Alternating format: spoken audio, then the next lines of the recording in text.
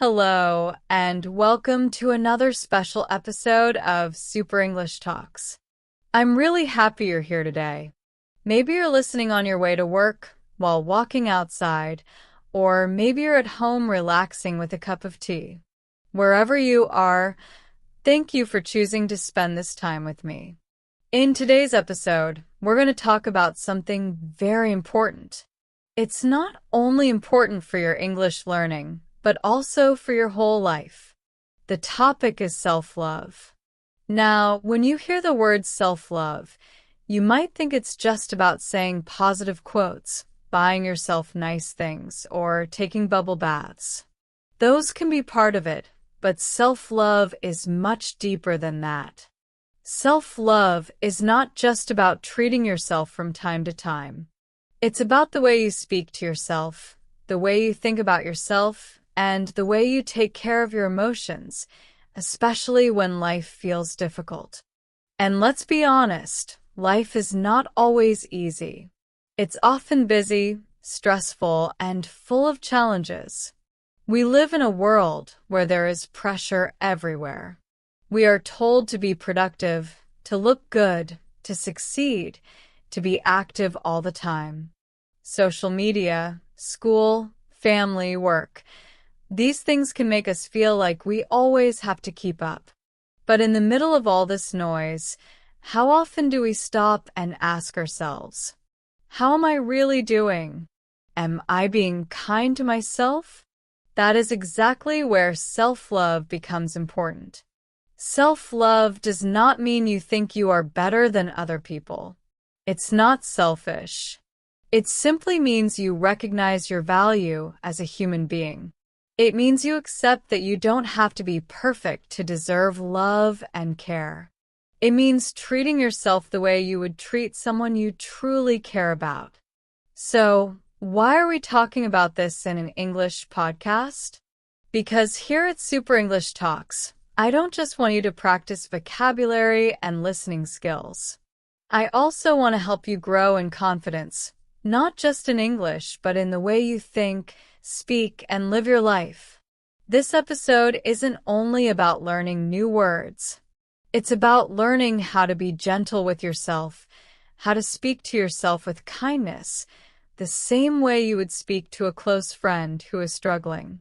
As we go through this episode, I'll use natural, everyday English, the kind people really use in conversation.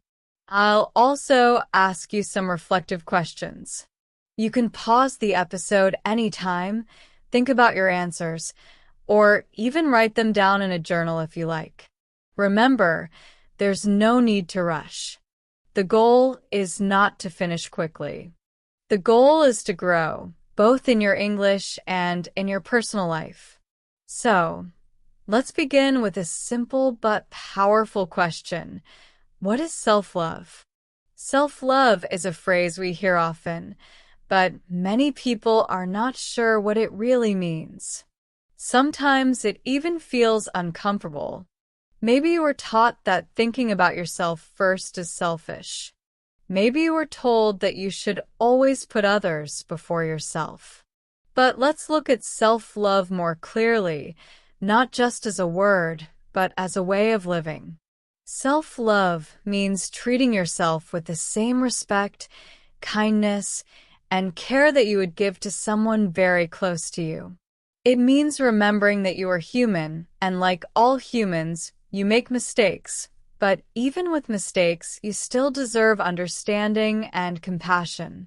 It also means knowing your worth, not because of your job, or your looks, or your achievements, or the number of followers you have online. Your worth is not connected to those things. You are worthy simply because you exist. You are already enough, just as you are right now. Now, let's talk about something very important. What self-love is not. Many people get the wrong idea about self-love. They think it means being arrogant, selfish, or believing you're better than other people. But that's not what self-love is at all. Self-love is not about ignoring others. It's not about always putting yourself first in a way that hurts the people around you. And it's definitely not about saying, I'm perfect and I don't need to change. In fact, true self-love is the opposite of that. Real self-love means being honest with yourself, admitting that you do have weaknesses or flaws, and still choosing to treat yourself with patience and kindness as you grow. Think about this example. Imagine you're on an airplane. Before the plane takes off, the flight attendant gives instructions. They always say, in case of an emergency, put on your own oxygen mask first before helping others. Why do they say that? Because if you don't take care of yourself first, you won't have the strength to help anyone else. That's what self-love is like. When you care for yourself, you build the energy, balance, and strength you need to care for others and face the challenges of life. Another big misunderstanding is the idea that self-love means feeling good all the time or always being happy with everything about yourself. But real self-love doesn't mean pretending life is perfect. It doesn't mean ignoring your problems or covering up your struggles with fake smiles. Instead, self-love is about accepting your whole self, the good, the bad, and everything in between. It's about being able to say, yes, I have weaknesses. Yes, I'm still learning. And then still treating yourself with respect. When you practice self-love, you don't use your struggles as a reason to hate yourself. Instead, you use them as a chance to grow with compassion and patience. Here's another image to help you understand. Imagine your mind is like a garden. If you never water the plants, if you only look at the weeds, or if you speak negatively to the soil every single day, nothing beautiful will grow.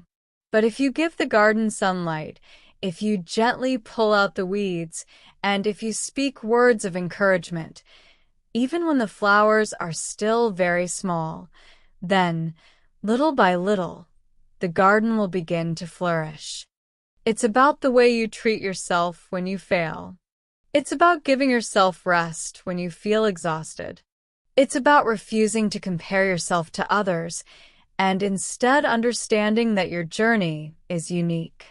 Here's something very important to remember. Self-love is not a one-time thing.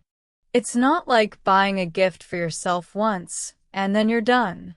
Self-love is a daily practice. Think of it like brushing your teeth or drinking water. You don't do it once and stop forever. You do it every day. In the same way, self-love shows up in the small choices you make daily. How do you react when you make a mistake? How do you treat your body? What kind of words do you use when you talk to yourself in your mind? These small, private moments shape your relationship with yourself more than any big action ever could. So, as we move forward in this episode, I want you to carry this with you. Self-love is not a luxury. It's a foundation. Just like a house needs a strong base to stand tall, you need self-love to live a healthy, meaningful, and balanced life. And here's the good news. You don't have to be perfect at it. You don't have to master it overnight. You just have to begin.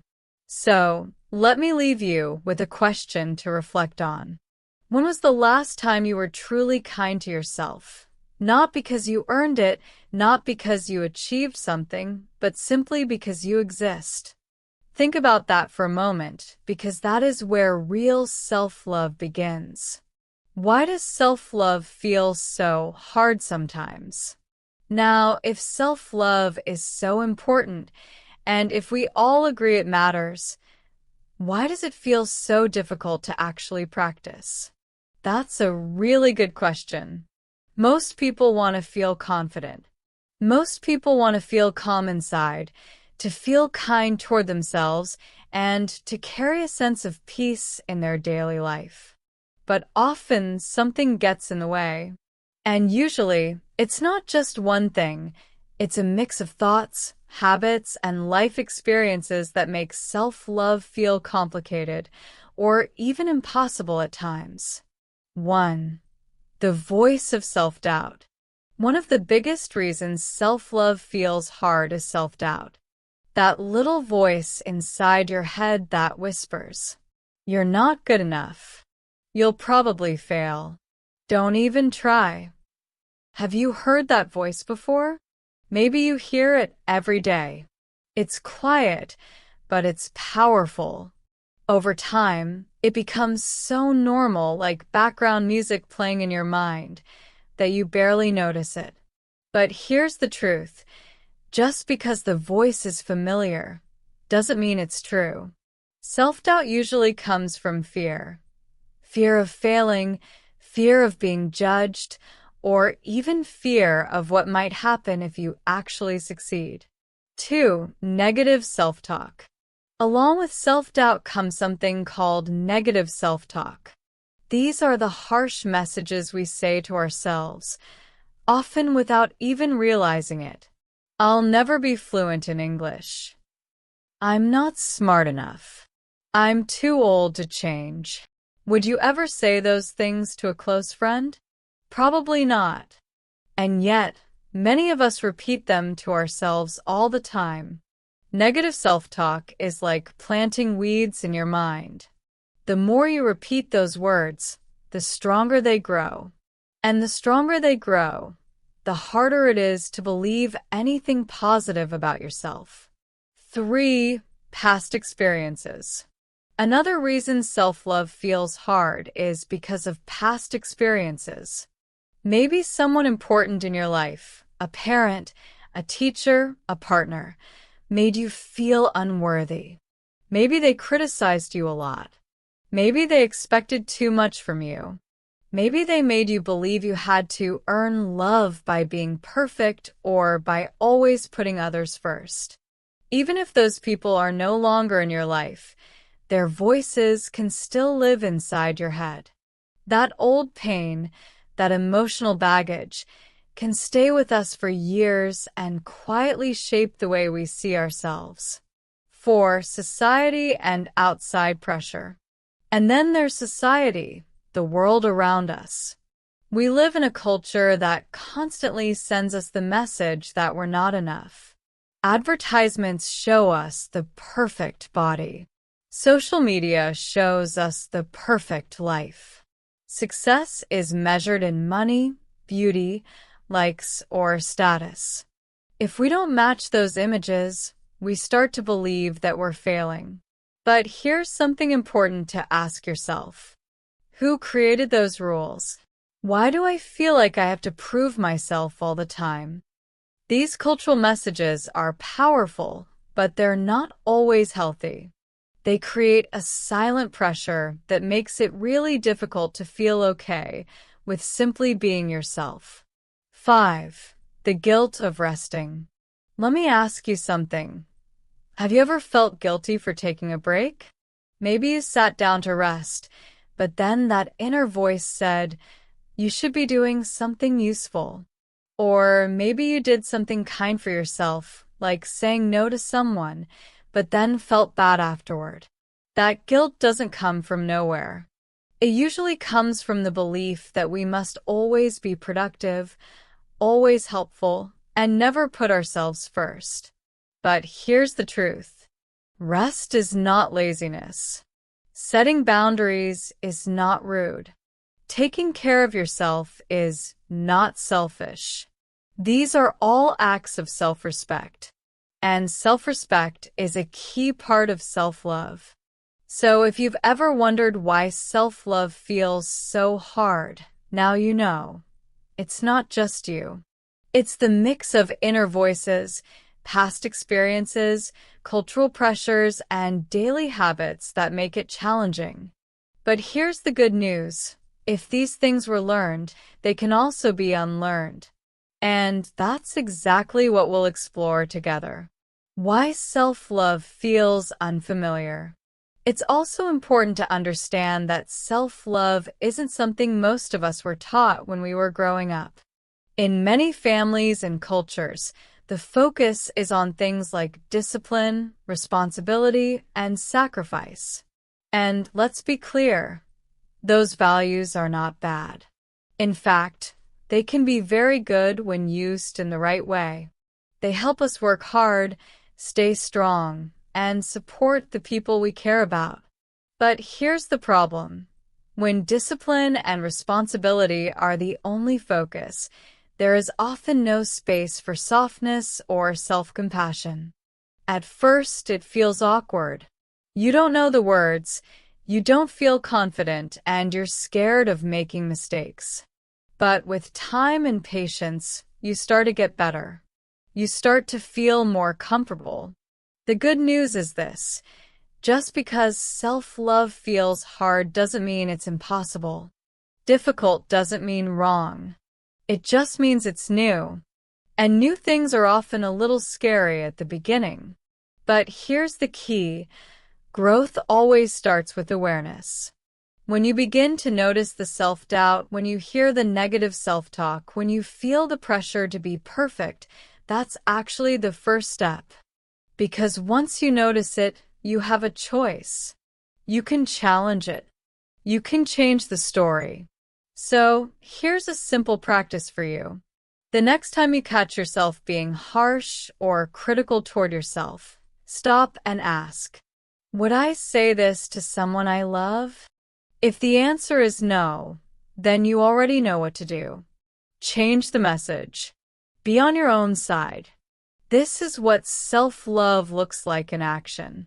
And even though this journey isn't easy, it's one of the most important journeys you'll ever take, not only for your English learning, but for your entire life. The inner critic versus the inner coach. Let's pause here and talk about something very real, something we all experience, even if we don't always notice it. The voice inside our head. Sometimes this voice is helpful. It reminds us to stay focused. It pushes us to prepare. It helps us stay motivated. But other times, this same voice can become our worst enemy. That's when it turns into the inner critic. And the inner critic can be one of the biggest barriers to self-love. The inner critic is the voice that says things like, "You're not good enough. You always mess things up. Why even try? You'll just fail again." This voice often shows up when we feel nervous, when we make a mistake, or when we compare ourselves to others. The more we listen to it, the more powerful it becomes. And here's the tricky part. The inner critic can sound very logical, almost convincing. But in reality, all it does is tear us down. It focuses only on our weaknesses. It brings back every mistake we've ever made. Sometimes, it even repeats the negative words we once heard from others, a teacher who said we weren't smart enough, or a parent who told us we should always do better. Let me give you an example. Imagine you've just spoken English in front of a group for the first time. Maybe you made a few mistakes. Maybe you forgot a word or mispronounced something. Your inner critic might jump in and say, "See? You sounded stupid. Everyone was judging you. You should have just stayed quiet." How do you feel when you hear that? Embarrassed? Ashamed? Maybe you even feel like giving up. But ask yourself, is this voice actually helpful? Does it make you stronger? Does it help you learn? Usually the answer is no. Now, let's imagine a different voice. The voice of your inner coach.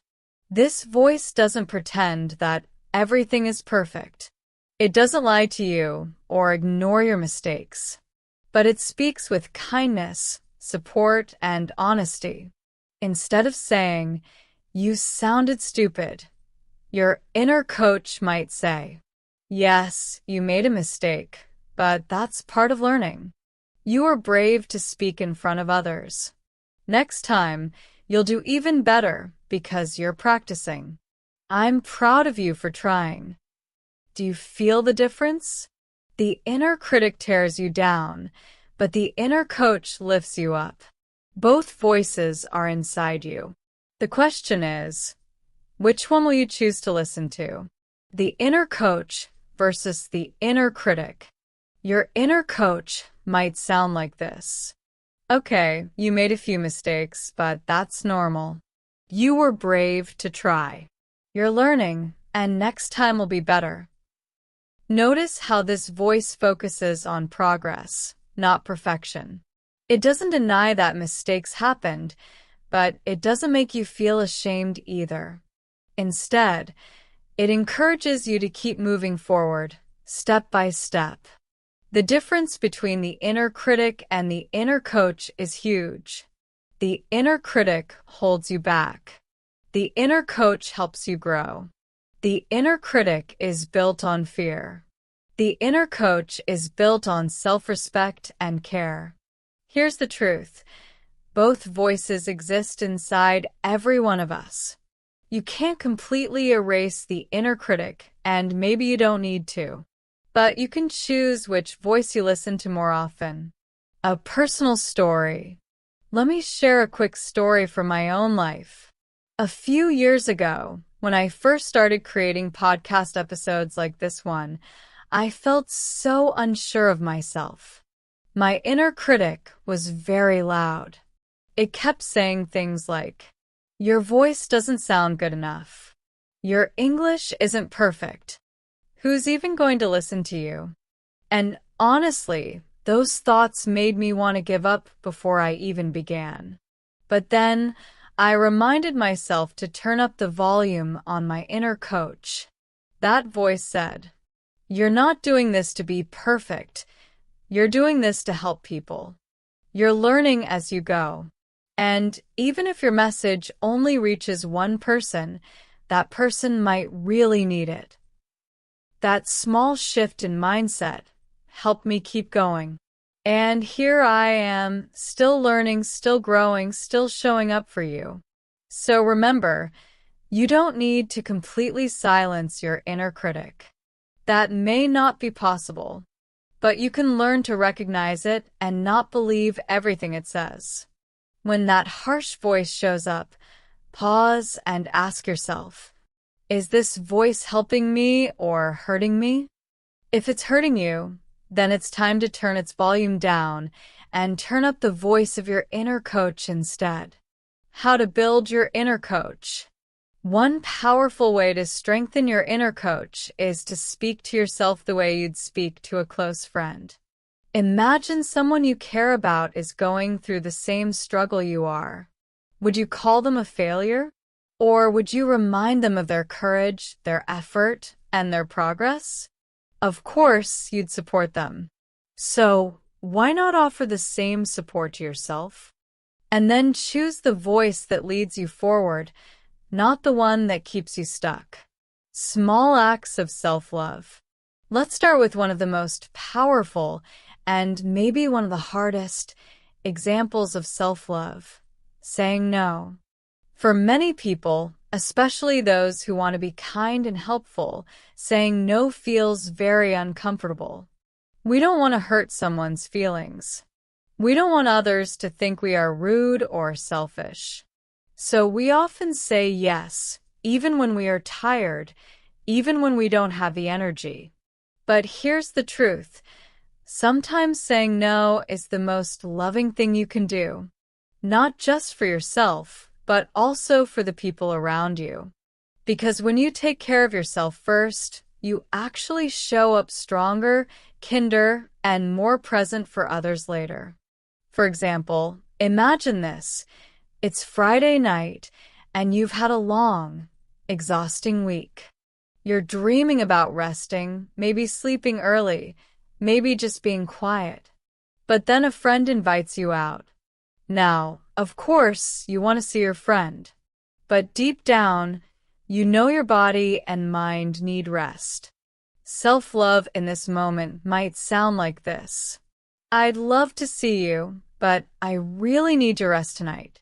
Let's meet another day when I have more energy. That one sentence can protect your peace, your health, and your happiness. That's self-love in action. Another small but powerful act of self-love is resting without guilt.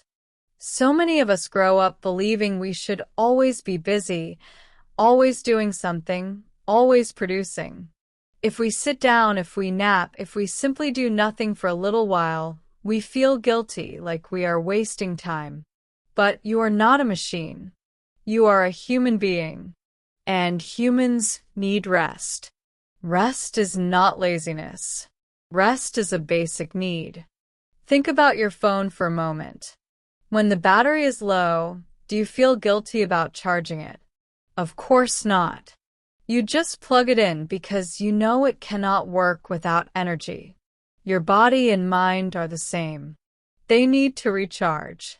Taking a nap, going for a quiet walk, stretching, or even just sitting in silence for a few minutes, these are not signs of weakness. They are signs of wisdom. They are ways of saying, I respect my limits. I want to take care of myself. Here's another one, setting boundaries. A boundary is simply a line that protects your time, your space, and your emotions. It's not about being mean.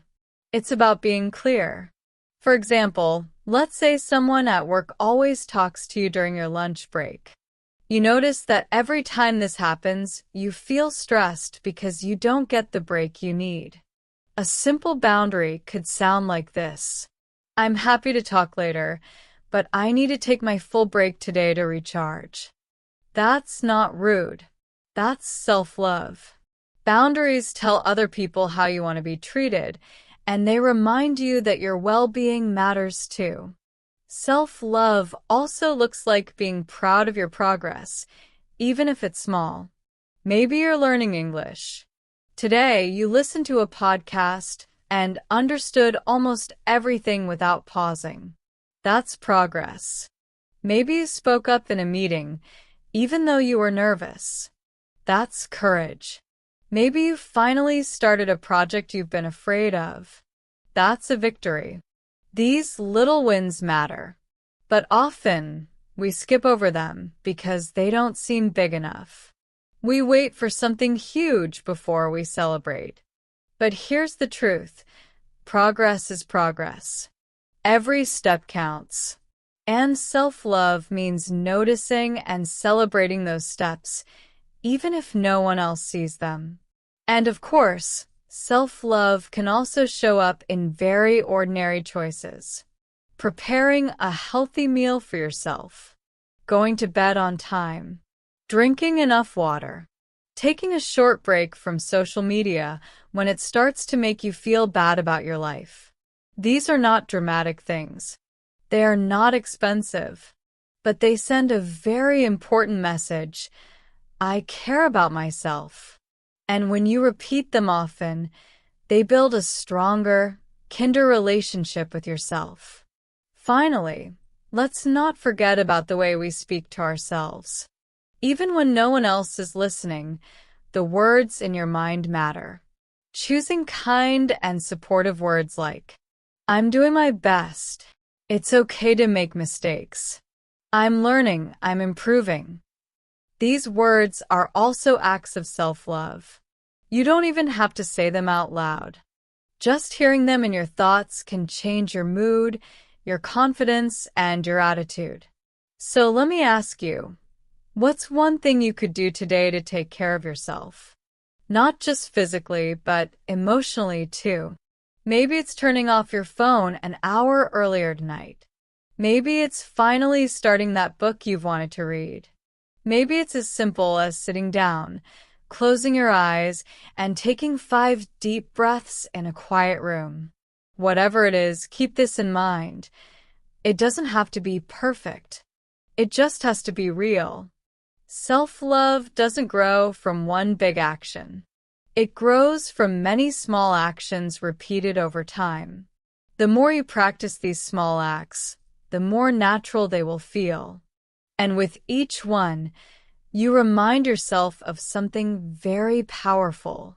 I matter too. The role of mindset and consistency. I am worth care. I am worth kindness. I am worth love. Let's keep moving forward, step by step. The fact that you are here, listening, reflecting, and learning how to take better care of yourself, that's already a big act of self-love. So far, we've talked about what self-love means and how we can practice it in small, everyday ways. But now let's go a little deeper. Let's talk about something that shapes everything else: your mindset. What is mindset? Your mindset is simply the way you think about yourself, your abilities, and your life. It's like the lens in a pair of glasses. You wear it all the time, and it colors how you see the world and how you see yourself. Psychologists often talk about two main types of mindset: the fixed mindset and the growth mindset. Fixed mindset. If you have a fixed mindset, you believe your qualities, like your intelligence, your talents, or your personality, are things you're born with and can't really change. On the other hand, if you have a growth mindset, you believe that you can learn, improve, and grow over time, even if it takes effort. With this mindset, you don't see failure as the end of the story. You see it as part of the story. You see mistakes as lessons, not as proof that you're broken. Someone with a growth mindset might say, "I didn't do well this time, but I can learn and improve. This is hard, but I'm getting stronger every day." This mindset doesn't pretend that problems don't exist. It doesn't say everything is easy, but it does leave space for compassion, for patience, and for change. And when you believe you can grow, you naturally treat yourself with more kindness. You give yourself the same patience you'd give a child who is learning something new. That patience is a form of self-love. A question for you. So let me ask you, the last time you made a mistake, what did you say to yourself? Did you think, "I'm hopeless"? Or did you think, "I'll try again"? Your answer says a lot about your mindset. It shows how much space you give yourself to grow with love instead of crushing yourself with judgment. The power of consistency. Now, let's talk about another big part of self-love: consistency. So many people give up on self-care or personal growth because they think they're not doing it perfectly. But the truth is, self-love is not about perfection. It's about repetition. It's about showing up for yourself again and again. Consistency simply means this: doing something regularly, even if it's not perfect, even if it's small. For example, let's say you decide to practice English every day for just 10 minutes. Some days, you might feel confident and everything flows easily. Other days, you might be tired, distracted, or unmotivated. Maybe you don't do it perfectly, but as long as you keep showing up, day after day, something powerful happens. You grow. It's the same with self-love. You don't need to wait for the perfect moment to take care of yourself. You don't need to wait until you have a whole free day, or until you feel strong, or until you have everything figured out. You just need to take one small step again and again. Maybe that small step is resting when you're tired. Maybe it's speaking to yourself kindly after a mistake. Maybe it's drinking a glass of water instead of skipping it. None of these things look dramatic, but when you repeat them, they add up. Over time, they build a steady foundation of self-respect. That's what consistency does. It teaches your mind and body that you can trust yourself, that you will show up for yourself not just once, not just when it's easy, but again and again. Progress, not perfection. Maybe you skip a day. Maybe you miss a practice, or you forget to do that little thing you promised yourself. Now, A perfectionist mindset would jump in and say, "See, you failed. You'll never get it right. Just give up." But a self-loving mindset, a consistent mindset, would say something very different. It would say, "Okay, I missed a day. That's fine. I'll try again tomorrow." See the difference? One mindset tears you down. The other lifts you up gently, patiently, with kindness. And that brings us to one of the most helpful phrases you can carry with you: progress, not perfection. Perfection is an illusion. It doesn't exist.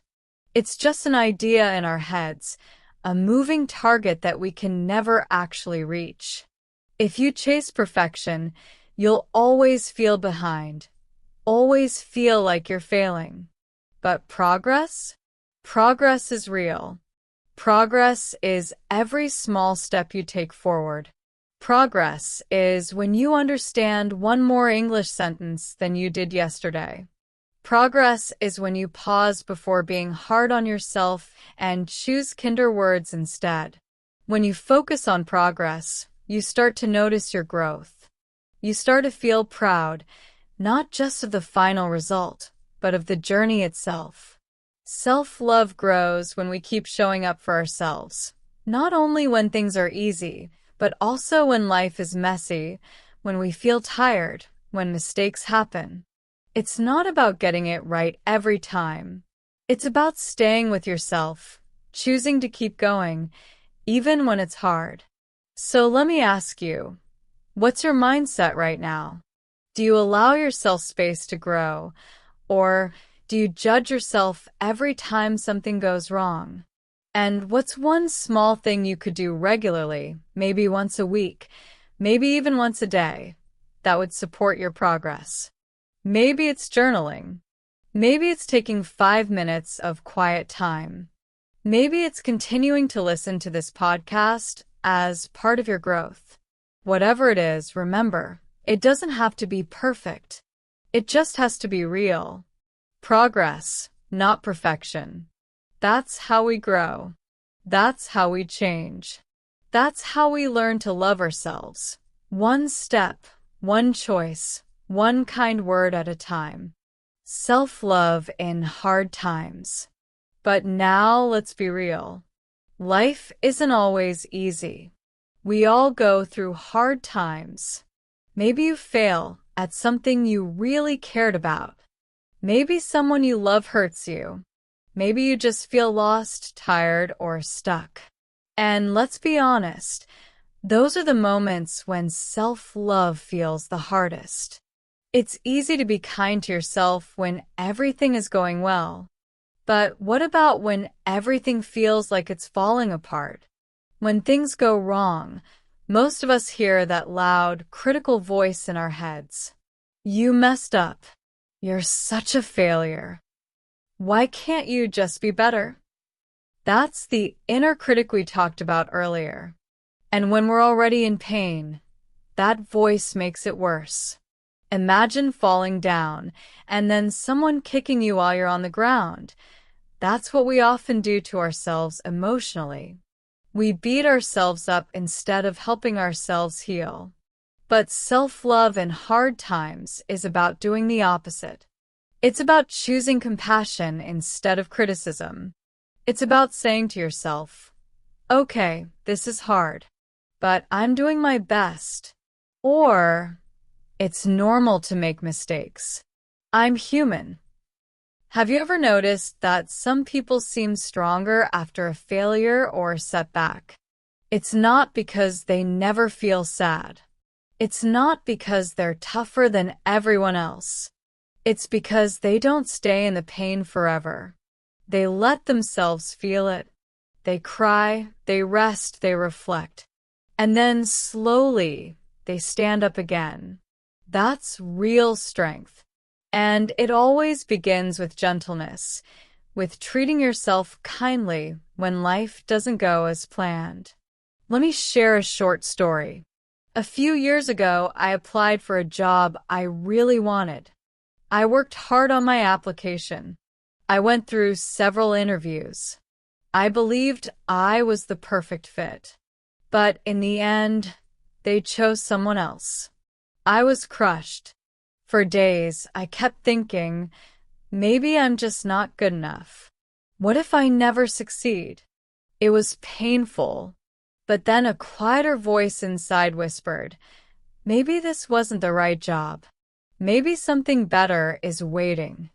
That small, hopeful voice didn't erase the disappointment right away, but it gave me just enough courage to keep moving forward. How to practice more self-love. So, now that we've explored what self-love is and why it matters, you might be wondering, okay, but how do I actually start? How can I bring self-love into my everyday life? The good news is you don't need big, dramatic changes. You don't need to suddenly transform who you are.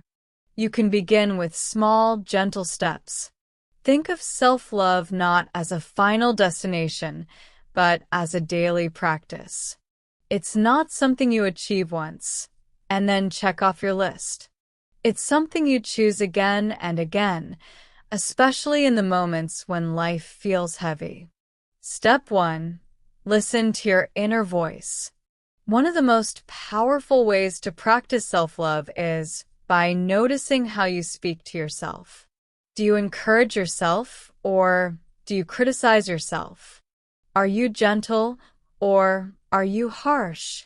Many people are shocked when they finally pay attention to their inner voice. They realize they say things to themselves they would never say to a friend. So, here's a simple practice. The next time you make a mistake, pause and ask yourself, would I talk to a close friend this way? If the answer is no, then it's time to change that voice. Speak to yourself with the same kindness, care, and respect you would give to someone you truly love. That shift, even in small moments, is a powerful act of self-love. Step 2. Journaling for clarity. Another helpful practice is journaling. Writing in a journal isn't about being a perfect writer. It's about being honest with yourself. When you write, you give your thoughts and feelings a safe place to land. You start to understand yourself better. You see your strengths more clearly, and you notice patterns in the way you think and feel. You don't need to write pages and pages. Even 5 minutes can make a difference. You might write, what went well today? Something you're proud of. Something you struggled with, and what you learned. Over time, journaling becomes like a mirror that shows you not just your struggles, but also your growth. Step 3. Small daily acts of care. Self-love also lives in the little things you do for yourself each day. Drinking enough water, taking a short walk, resting when you're tired, saying no when you need to protect your energy. These may seem simple, but they're powerful because they send yourself a message. I matter. My needs are important. Step 4. Celebrate progress, not perfection. And remember what we talked about earlier. Progress, not perfection. Every time you choose kindness instead of criticism, that's progress. Every time you pause instead of rushing, that's progress. Every time you try again after falling, that's progress. Self-love grows through these small choices. Over time, they build into something strong, something steady, something that feels like home inside you.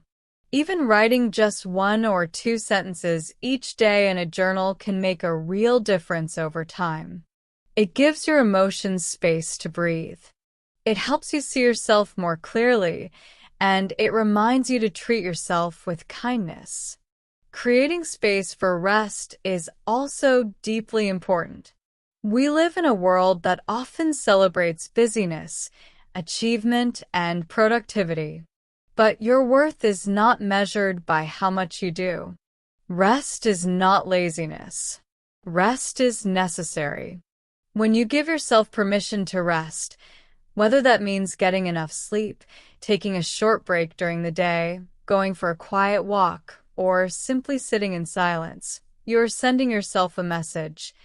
I matter. My well-being is important. That is self-love in action. Another simple yet powerful practice is learning to say no. Many of us feel pressure to say yes to everything, to help everyone, to work late, to attend every invitation. But always saying yes can leave us tired, stressed, and even resentful. Saying no is not selfish. It's a way of protecting your energy and your peace. It doesn't mean you don't care about others. It means you care about yourself, too. And that balance is not only healthy, it's necessary. You can also try a very small grounding practice. Place your hand gently on your heart, close your eyes, and take one deep breath. This simple act signals to your body and your mind that you are safe, supported, and cared for. It may sound small, but in moments of stress, it can bring calm and connection back to yourself. And don't forget about gratitude. Gratitude is like a light that shifts your focus from what's missing to what's already here. Each day, take a few seconds to notice something good. Your health, the smile of a friend, the taste of your favorite food, the beauty of the sky, or even the quiet of the morning. Gratitude doesn't erase challenges, but it softens them. It reminds you of the good that already surrounds you. That shift itself is a form of self-love. The truth is, you don't have to do all of these practices at once. Start with one. Choose the one that feels easiest or most natural to you. Practice it, and let it become part of your life. You are learning. You are growing. And that alone is a beautiful act of love. So, ask yourself today, what's one small thing I can do to be kind to myself? That one step is enough to begin. Final reflection. As we come to the end of this episode, let's pause for a moment and take in everything we've shared together. We've explored what self-love really means. I hope you've seen that self-love isn't about being perfect, or never making mistakes, or having everything figured out. It's not about always feeling happy with yourself. Instead, self-love is about being real. It's about accepting yourself with kindness, even when life is difficult. It's about standing by yourself not only in the easy moments, but also in the messy, complicated ones. And most of all, self-love is a journey, not a destination. It's something you practice again and again, just like learning a new language or playing a musical instrument. Some days you'll feel strong and confident. Other days you might feel tired or doubtful. Both are okay. What matters is that you keep showing up for yourself, little by little. Every step you take, every kind word you whisper to yourself, every moment you choose compassion over criticism, that's progress. That's love. And that's enough. So today, remind yourself gently, I am worth care. I am worth kindness. I am worth love. Because you truly are. Before we finish today, I want to leave you with a small challenge for the week ahead. It's very simple, but it can have a powerful effect. I invite you to notice your inner voice. Pay attention to how you speak to yourself. When you catch yourself being critical or hard on yourself, pause for a moment and ask, is this voice helping me, or is it hurting me? Then, gently try to replace that critical voice with a kinder one. It doesn't have to be dramatic. It could be as simple as saying to yourself, I'm doing my best, Or it's okay to make mistakes. I'm still learning. Try this practice for just a few days and see how it feels. You may be surprised by how much a small shift in your inner dialogue can change your mood, your confidence, and the way you move through your day. If you found this episode helpful or inspiring, I'd be so grateful if you shared it with a friend or with someone who might benefit from a little more kindness in their life. Talking about self-love and compassion helps all of us feel less alone, and your share might give someone else exactly the encouragement they need. And if you have any thoughts, stories, or experiences you'd like to share with me, I'd truly love to hear from you. Your journey matters, and your words may inspire others as much as they inspire me. Thank you so much for spending this time with me here on Super English Talks. I hope you're leaving today's episode feeling a little lighter, a little stronger, and a little more ready to treat yourself with the care you deserve. Please remember this: you are already enough, just as you are, right here and right now. You don't need to prove yourself to anyone. You don't need to wait until you're perfect, because you are worthy of love, kindness, and respect today. So take good care of yourself this week. Keep practicing patience, compassion, and love, especially with the person you see in the mirror each day. I'll be right here with you on this journey, cheering you on, and I can't wait to share more with you in the next episode. Until next time, stay well, stay gentle, and never forget, you are enough.